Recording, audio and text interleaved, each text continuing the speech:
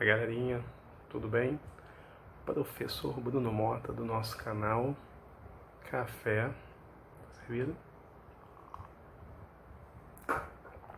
e Escola.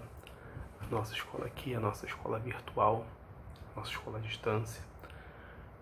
Espero que todos estejam bem, tá? Todos continuem se cuidando. Eu sei que é difícil ficarmos fora aí das nossas rotinas, tá? Mas em prol de um bem maior. Então, um abraço firme no coração de vocês, tá? Espero que todos estejam bem, continuem se cuidando, tá? Para que em breve possamos retornar a uma realidade, não a mesma como antes, porque depois de toda tragédia, grande tragédia, a sociedade ela é modificada, mas uma rotina e que possamos aprender aí com o que vem acontecendo. Se gostarem do vídeo, dê um ok, tá? Dá uma curtida, dá um like, dá um joinha. Se inscreva no canal para mais novidades. A aula de hoje, tá? Movimentos sociais no Brasil.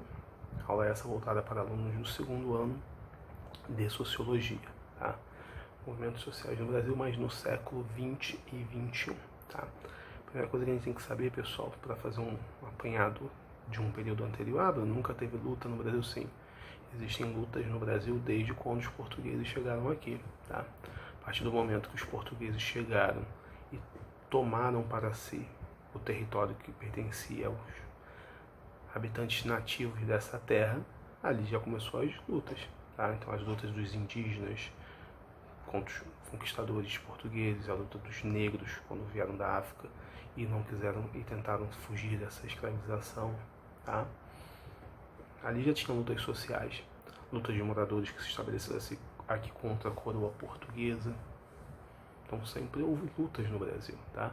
Mas como eu falei na aula sobre movimentos sociais, tá? A questão dos movimentos sociais, propriamente dito, com essa nomenclatura, com esse contexto, ele surge numa sociedade capitalista.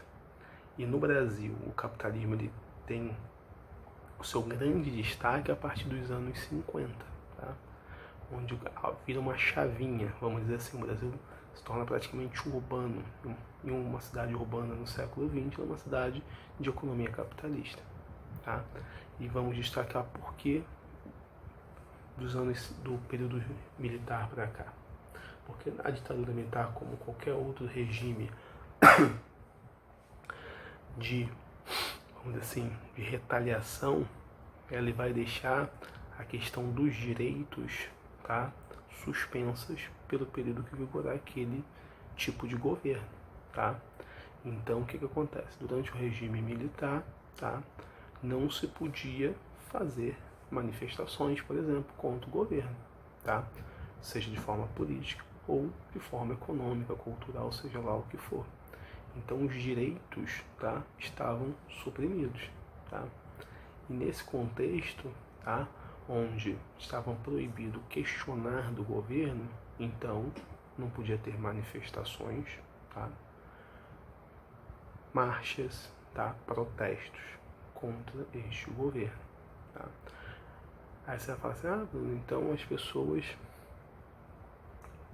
tinham que aceitar, sem questionar. Sim, um regime ditatorial prevê isso, tá? Só que a população, e não a população total, vamos dizer, parte desta população não vai ficar satisfeita. Então ela vai sim querer questionar. E é nesse contexto que surgem movimentos contra esse tipo de governo em prol de uma retomada de um governo com vias democráticas, onde todos podem se manifestar da maneira que acharem melhor, como acontece hoje em dia, vamos dizer assim, ou pelo menos ainda acontece, tá?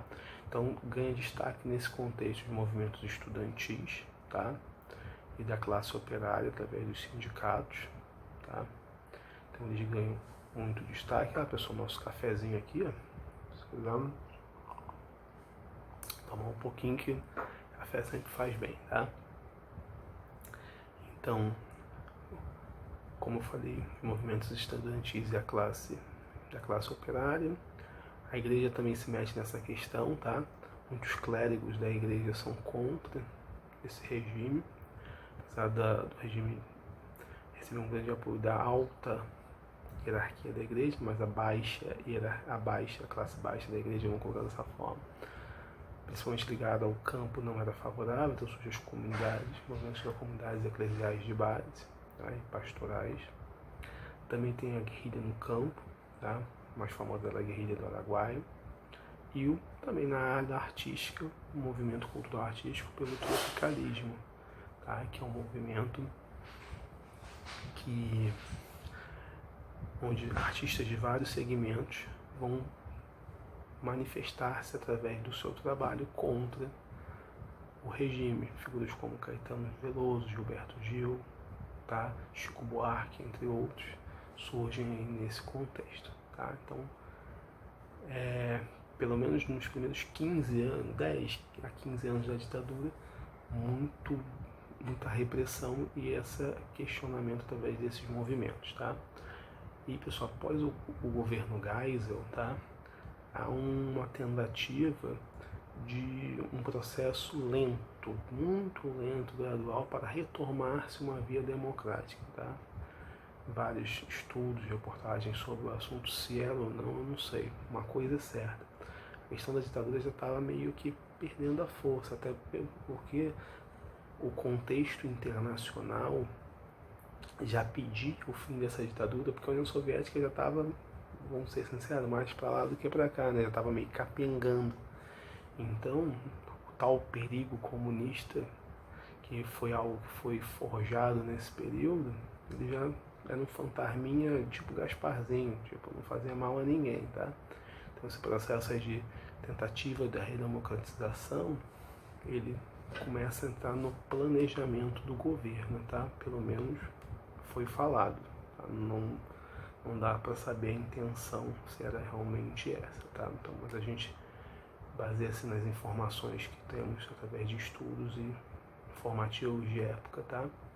E dentro desse contexto, voltando para a questão dos movimentos, tem o movimento da anistia, tá? Onde o presidente João Figueiredo ele vai anistiar todos os presos políticos que estavam foragidos do país, e muitos começam a retornar dos seus exílios, tá? E são perdoados, tá, pelo governo, tá? Por isso o termo anistia. Tem também, no início dos anos 80, o movimento das diretas já, tá? Que pedia as eleições diretas para presidente, tá? Que no primeiro momento não foi aprovada pelo Congresso Nacional, mas a gente sabe que no ano de 85 veio a chamada diretas já. Além disso, o movimento pela Constituinte, onde foi instaurada uma Assembleia Constituinte para fazer o planejamento de uma nova Constituição Democrática. Essa Constituição vem em 1988, tá? Aí a ditadura acaba, tá? Em meados dos anos 80. Desculpa. Antes disso, também nesse contexto de processo gradual da redemocratização, vou tomar mais cafezinho, tá? Vocês não se incomodam não, né? Tá, tudo bem? Vocês não estão aqui para me falar se pode ou não, só estou comunicando. Brincadeirinha, tá? Continuando. E também nesse período vai surgir também os movimentos dos trabalhadores do ABCD, aí surge a figura do Lula, tá? Do PT, da CUT, tudo nesse movimento com auxílio aos trabalhadores, tá? Muito importante. O mundo industrial, da mesma forma, MST, tá? No final dos anos 70, 1969, mas com mais destaque a partir dos anos 80, tá? Sobre a questão da terra, tá? Briga pela distribuição democrática da terra, tá? E vamos dizer assim, a partir da proclamação da Constituição de 1988, essa Constituição vai pregar direitos civis, políticos, sociais iguais para todos, tá? Só que, pessoal, como eu falei nas aulas de movimentos sociais, uma coisa é o que a lei diz, outra coisa é o que acontece, tá?